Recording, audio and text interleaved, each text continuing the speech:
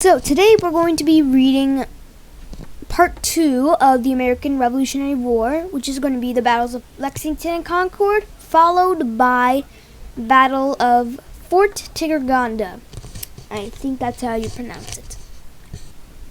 Okay, let's get started. Here we are. The battles of Lexington and Concord. The American War of Independence started with the battles of Lexington and Concord, which took place in 1775 on April 19th.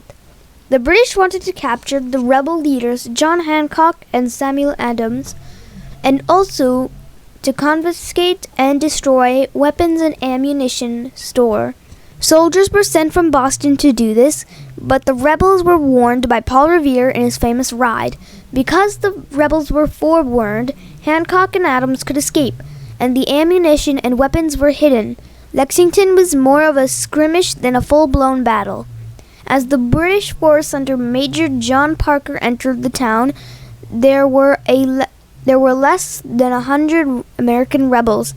The British troops outnumbered them, but nobody expected a battle until somebody fired a gun. The British were already very edgy and attacking, killed several colonists. The other colonists fled. The gunshot was the start of the war, and it was called the shot that would be heard around the world. In fact, it is a matter of debate as to whether the British or the Americans fired it. The British troops marched to Concord in an attempt to find the hidden mutants and weapons. The American forces began to gather outside to the city until they were so strong that it was decided to attack over the North Bridge. The Americans defeated the British at the North Bridge, and the British retreated. The retreat back to Boston was both long and very dangerous. American troops continued to harass and attack. When the British eventually arrived back in Boston, they had lost over 70 men, with 174 wounded.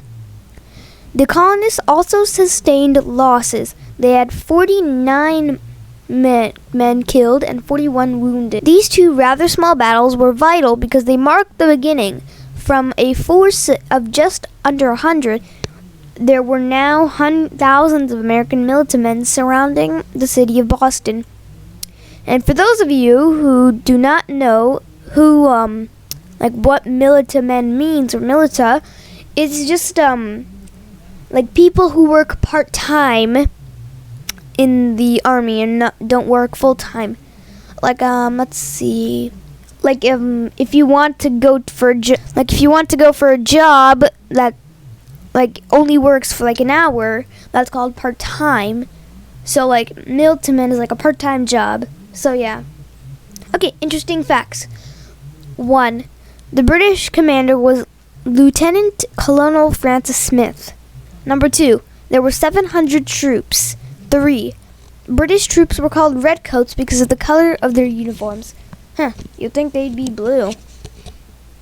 The American militiamen were led by Captain John Parker, with almost a quarter being of his relatives. Also, John Parker died during Lexington. Okay. Lastly, Minutemen was the name given to some of the American troops. This was because they could be ready to fight within a minute's notice. Well, they gave you a definition right there.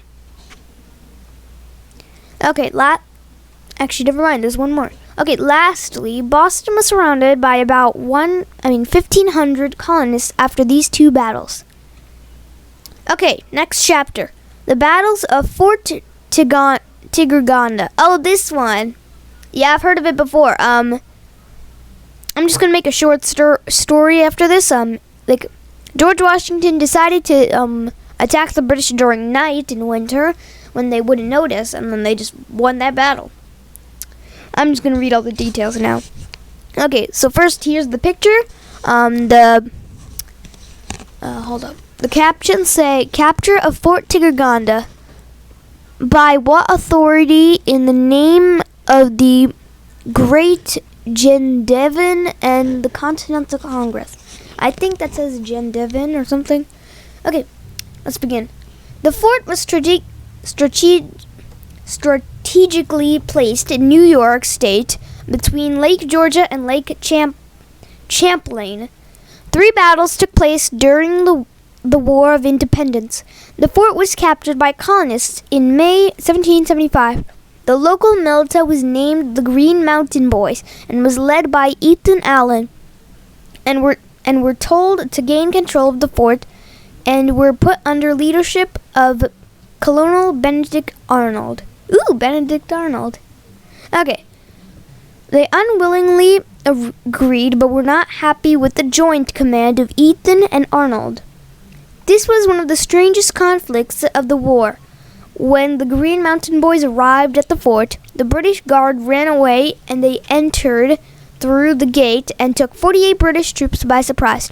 Nobody was killed in the attack, and the cannons were taken and sent to Boston with the help of the siege. The fort was controlled by the Americans and well placed to defend New York from attack by the British. Okay, here's some... Benedict Arnold. In 1777, the British attacked with a force of 8,000 troops led by General John Burgoyne. Okay. The Americans, under the command of General St. Clair, knew that they were heavily outnumbered and retreated. The fort was taken by the British. This was considered to be a significant setback for the colonists. A few months later, in September, the colonists tried to get the fort back. They were not successful, and the British remained in control until the end of the war. After the final surrender at the Battle of Yorktown, they left the fort. Interesting facts. 1. The fort was of major strategic importance in the previous French and Indian War. Number 2. General St. Clair was accused of taking money off the British to abandon the fort. He was acquitted in the court-martial. 3. The Green Mountain Boys hated Benedict Arnold, and the arguments with him were fierce. Later, Arnold betrayed the American cause and sided with the British.